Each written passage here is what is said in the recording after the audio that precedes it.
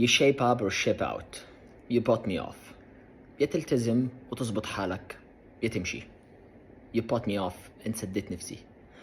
ده الفيديو الخامس من سلسلة تطوير مهارة التواصل والتحدث باللغة الإنجليزية. أول جملة كانت shape up or shape out، يعني يا تلتزم وتظبط حالك يا إما بتغادر بتمشي. You put me off. You put me off. دي معناها إن أنت to make someone lose interest، إن أنت سديت نفس الشخص ده عن شيء معين أو اهتمامه بشيء معين. Don't make a scene. Don't make a scene يعني لا تكبر الموضوع، بلاش أفورة. Well said. Well said. Well said يعني كلامك صح أو كلامك مظبوط. اسمع. And you need to shape up or ship out.